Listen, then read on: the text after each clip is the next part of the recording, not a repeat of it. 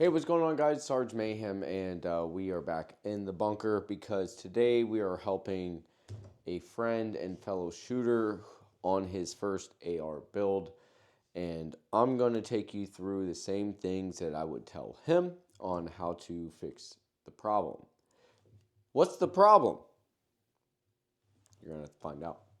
Here we go. All right, so here we go. So this gun is Jay Weth's first ever AR build. Okay, everybody wants to do their own. I mean, not everybody, because I work in a gun store and a lot of people want them already pre-built, but real shooters want to build their own. He's a big guy into customizing his own pistols and stuff like that. So of course he would want a custom to him rifle. So he went and him and Gamage put it together, all this stuff, whatever. There was a few things they needed to tune, no big deal.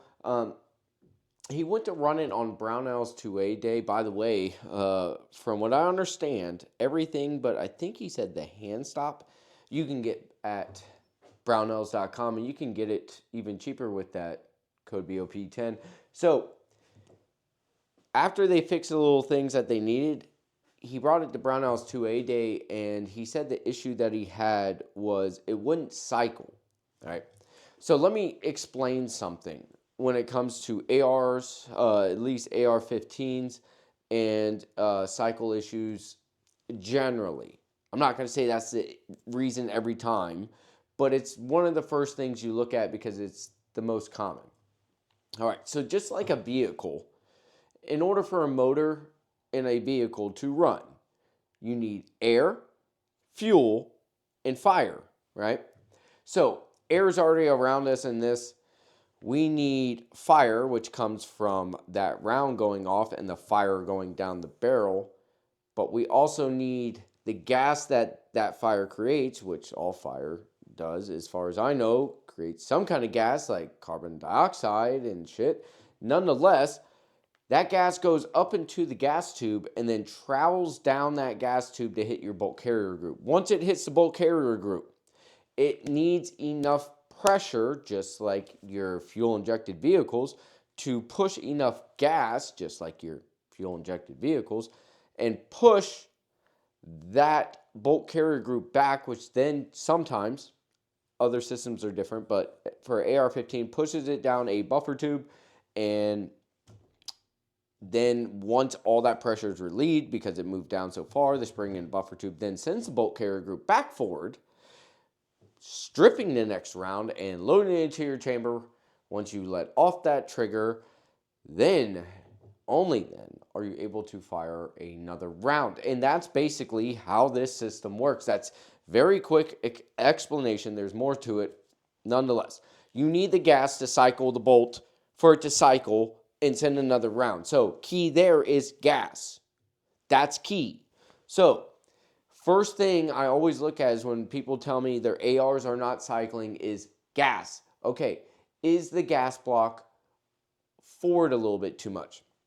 You got to understand, in this barrel, the gas port in the barrel is a small hole.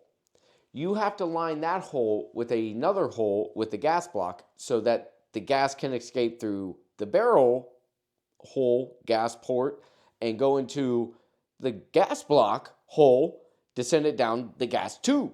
That's how this works. So a lot of times what happens is when they put them on, they don't lock, not Loctite, Loctite, blue Loctite. Don't put red. Blue Loctite those screws in, and what eventually happens is the bolts, after all the percussion that's going down, the bolts start backing out. Then the bolt carrier group, as it comes forward, starts hitting that gas tube and starts sending that gas tube attached to the gas block forward, which then offsets those ports. Then they can't line up. They can't line up. You get no more gas, gun doesn't cycle. You got a single shot or a bolt action at that point. That's what you got. So first thing I looked at when he told me, hey man, I need your help. I want to get this thing running, but I can't figure it out. So first thing I looked at is the gas block, which is right here. Now I'm going to do a video and you're going to see a closer up view. So let's go ahead and do that.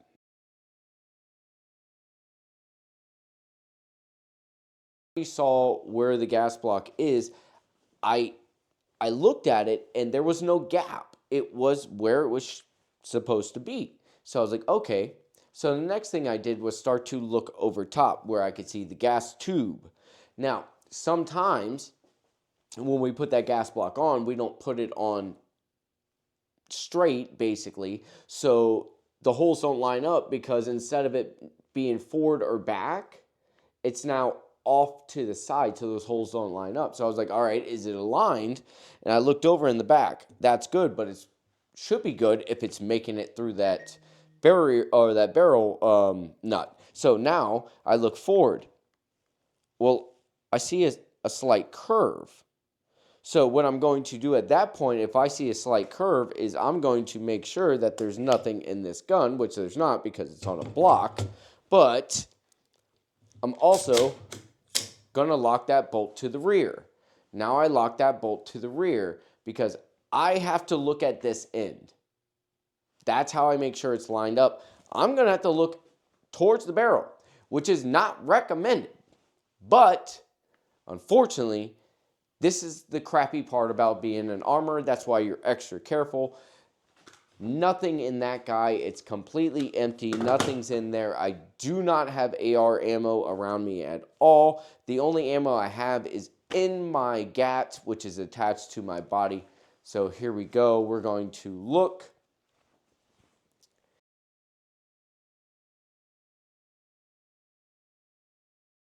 And once I look down, I can see a slight curve to the right, which tells me that this is offset. Now, that's not always a big deal because it's not a huge curve to the right, but it is a slight one and it could cause some of these problems. The other thing that I'm looking at is when I looked at it, it was an adjustable gas block. So the other thing is, even if it was aligned, if that gas block, adjustable gas block is completely closed, it's not allowing any gas to escape, even if it was aligned. So with that said, you have to tune that gas block just enough to let enough gas cycle the gun, but not all the way closed, and you really don't need it all the way open. That's the great thing about adjustable gas blocks, which sends me into another rant. When it comes to adjustable gas blocks, yes, they cost more. But if you're a big-time shooter and you shoot these guns a lot, it is very important to me, in my mindset, that you get an adjustable gas block. And the reason why is maybe not so much for right-handed people, but if you're left-handed, everything goes into our face. You are breathing in all of that. Even if you're right-handed, I mean, it surrounds everything. But for lefties, man, we really get it. If you're a left-handed shooter, you can run a regular AR. Just make sure it has a deflector so you don't eat brass, because you will eat brass. I promise you, you will. Then get an adjustable gas block where you can change the gas settings so you can just get enough gas to cycle the gun without getting extra gas that you don't need in your face that you're going to breathe in. And that stuff can cause problems throughout life. So I just highly suggest get a gas block, tune it to the point of basically where it'll cycle the gun. Any less, it doesn't cycle, but you don't need it anymore. Then when you put a suppressor on, you can adjust it from that as well. So we're going to go ahead and take this handguard off. We're going to adjust the gas block and align it, and we are going to be doing a part 2 showing us doing that and then running the gun. So till next week, I appreciate you guys coming in and looking at this. Like I said, I'll have to get the parts list from Jay Weth. Once I get the parts list, you can see how you can build your own good setup, because this is a good setup. We just got to fine tune it. That's it. That's all it is. That's all it is. They did a good job. He chose really good parts. He had some really cool custom stuff done. I dig it. Appreciate y'all. Can't wait to see you guys next week when I show you how this thing works. And I'm out.